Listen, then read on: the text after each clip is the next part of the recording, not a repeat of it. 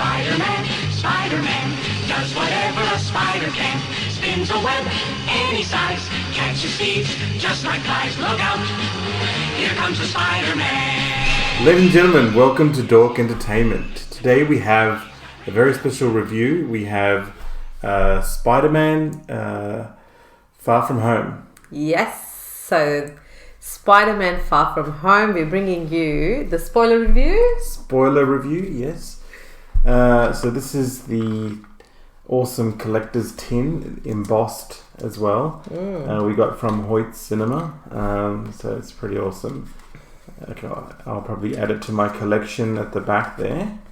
Yeah, the back there. That is awesome. Let's just leave that in the middle there. Okay. So Spider-Man Far From Home. What an awesome movie. So we got to watch this in 3D in IMAX. Yes. And it was absolutely brilliant. Amazing.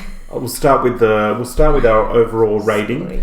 So what's your rating? What do you give Spider-Man Far From Home? I would definitely give a 10 on 10, but 10 out of 10. Yeah, but I'll stick to 9.5. Oh, so what's your official score? It's a 9.5. Okay, so my score is also 9.5 out of 10. So, yeah, I was blown away by this movie. It actually exceeded my expectations. Exactly. Watching the previous Spider-Man to come into this one, it definitely was entertaining, and I love the story, and I think the scores that we've given, it deserves. Justifying, yeah. Yeah. To be honest, I wasn't really expecting that much because the trailers, well, I didn't watch that many trailers, and the previous Spider-Mans have been good, but nothing that's really blown me away. So I thought this was a really good Spider-Man movie. Yeah. We'll start a little bit with... we'll just start to talk a little bit about the story. Before we go ahead, though, from here on in...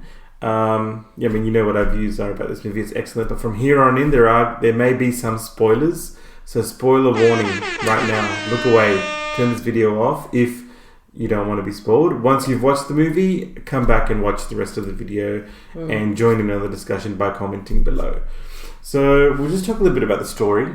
So the story is obviously after the the events of Avengers Endgame. Yes. And it starts off straight away with on a funny tone. It's got a very light comedy nature about this movie, and they call it the blip.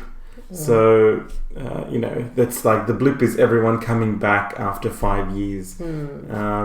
And they start off in the high school, with a fan sort of service of Tony Stark and Iron Man. Because, if you've watched Avengers Endgame, Tony Stark has moved on. Yeah. And so there's a lot of fan service. Iron Man, yes. Yeah. It's moved on from Marvel. A lot of it is fan service to Tony Stark and Iron Man in the beginning, which is great. I really love that. Yeah, and the song dedication, in the beginning to Iron Man, the opening song was brilliant. Like we had our biggest smile on our face, listening to the song that I'll always love you. It was really good. And I think the story is very lighthearted. Because they are quite young still. Spider-Man is shown in this series as young, and it's very light-hearted fun. It is. It's a little bit about his first love and trying to win over the girl that he likes. And there's always like someone else who's there who also likes that person, and that's your competition. It delves into those sort of topics. And at the same time, it's a Spider-Man movie, but at the same time, I feel like it is very much an Iron Man movie without Iron Man, if that makes sense. Yeah. It's an Iron Man movie without Iron Man. Yeah. A lot of it is dedicated to actually Iron Man. A lot of dialogues. The story keeps coming back to Iron Man and Iron Man's legacy. So it was really good to watch that. They've kept the character from Avengers Endgame from Iron Man, and they're carrying it over, and they're wanting to take the legacy forward, which is really good. And also how they've tried to kind of nurture the character of Spider-Man. It was really good that they actually showed the teenager side of his things, like how he wants to open up to this He just girl. wants to be a kid, basically. He wants, he is a superhero, but he is sort of getting tired of that. Yes. He doesn't want to be the superhero that saves the world. He just wants to be a kid and live his life at the moment. Exactly, yeah. Which is difficult when you're a superhero. Yeah. So of course, I think the story was really good, and it had really good. Okay, let's talk about the characters. Yeah. So of course we've got SpiderMan. He's probably one of the best Spider-Mans we've had in a long time. Tobey Maguire was a really good Spider-Man, but I think in the first movie. But then I think he is probably the best Spider-Man that we've seen so far in movies so far. The other characters, you've got the supporting characters through his school friends and his what's his chubby friend's name? I forgot his chubby friend. He's so funny. Yeah, he was so funny. Like his timing is perfect with his comedy. I'm so sorry, I've forgotten his name. Yeah, I'll look it up. Actually, you keep talking. So. I keep talking. Okay. Well, if I start talking, I will be talking. I won't stop. So, what did you think? What did you think of the characters? I think the characters, it was really good how they shown the Nick Fury trying to get in touch with the Spider-Man, for this mission. And in the beginning of the movie, I thought, this is not actually looking like Nick Fury. Like Nick Fury is very, he's very passionate about his missions, and the character, the way they have portrayed Nick Fury's character in the beginning, I thought, something was missing from his character. So I was doubtful about his character. Actually, I wasn't sure if that was Nick Fury. Which moving forward, you will find out. You will find out. There is a bit of a twist. Yeah. In the movie, there's two big twists in this movie. Yes. And if you're a fan of the comics, you probably know what one of the twists are. It's got to do with the villain and who the villain is. So going back to Spider-Man's friend, it's Ned. Ned Leeds, played by Jacob Batalon. Yeah. He's a chubby character. He's hilarious. Yeah, and they get into this relationship as well with this girl, and Michelle Jones. Michelle Jones, yeah. And they're going to Venice, and and they're trying to, isn't it? It's Venice. Yeah, so they're in Europe. Yeah, in Europe. All over Europe. They're going on a Europe vacation. And they go to all of the sites in Europe. Mysterio, what did you think of Mysterio? Oh, I loved Mysterio. Played by Jake Gyllenhaal. I loved Mysterio. Like initially, when he came, the suit he's wearing, the way he's looking, the personality. I mean, it was just insane. Like I really loved it. And as the character was building throughout the movie, develops, we don't want to give away too many spoilers. Yeah. As it develops, he just totally changes. Like it's just his acting is so good in this movie. Yeah. So the movie takes a turn, and there's kind of like a disappointing moment, and I'm like, oh no, it can't be. So Mysterio, it was an interesting character, and it really took the movie, to its peak. Yeah. And then all of a sudden, in the middle of the movie, it came down to a point where we were all like, oh yeah, this can't happen, right? The twist. Which I don't want to spoil, of course. Yeah. But it is a really good twist, and then the story changes after that. So we'll talk about the technical aspects of the movie because we watched it in 3D. Now 3D is, it's sort of dying away a little bit in cinema now. That the craze has sort of gone. But I find Marvel and Disney do really good 3D still. I have to agree.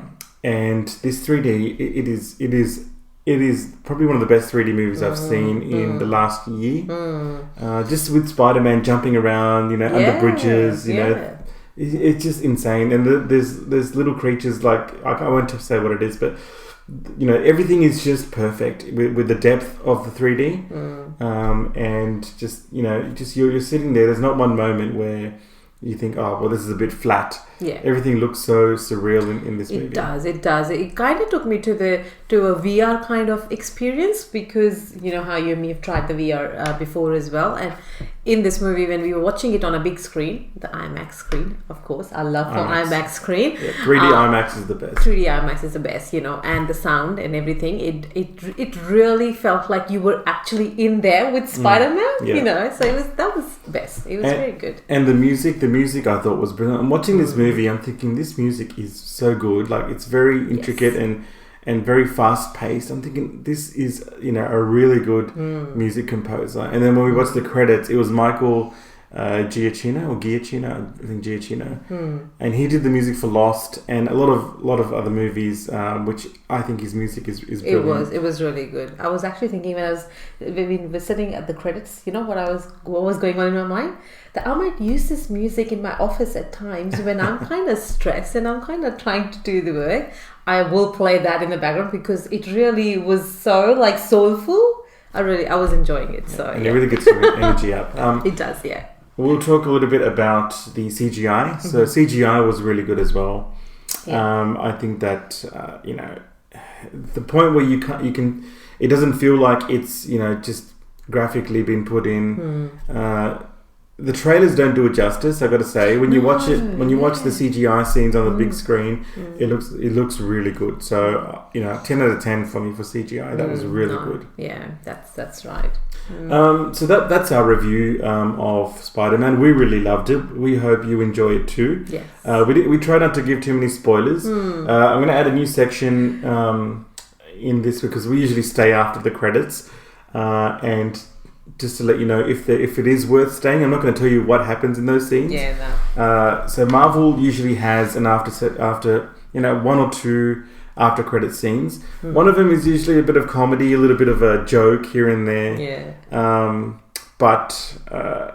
then one of them is a really really serious scene that sort of connects to other movies or future movies. Both scenes in this, there's two after credit scenes, one mid credit scene, which is vital to the Spider-Man storyline and moving on to the next Spider-Man movie, and the after credit scene, the one at the end of the credits, that is critical. And it just took me a while to figure out what was happening. But it involves Nick Fury, that's all I'll say. And it just opens up the universe after this Infinity War saga. So it's you have to sit back and watch until the credits finish for the last scene. Yeah. And also, don't forget, you get to watch Spider-Man having his first kiss. So that's also a good point. It's a romantic comedy movie. Yeah. So go and watch out Spider-Man just to see his first kiss. If anything, yeah. She's saying it for the girls, but I'm sure you'll enjoy it regardless. But yeah, look, I think I really enjoyed it. All the actors played, brilliantly, especially Spider-Man, and the movie was top notch. So it's up there with Avengers Endgame for the summer. So watch the movie, enjoy it. We hope you liked our video. Please like the video if you enjoyed it as well. Comment down below. Hit the subscribe button and the little bell notification just so you get notified when we add a new video. And we've got plenty of new videos coming up. Back to back. Yes. So, yes, we hope you enjoy Spider-Man. Okay. See you guys later. Peace. Well contained, he's ignored. Action is his reward to him. Life is a great big day. Wherever there's a hang, you'll find a Spider-Man.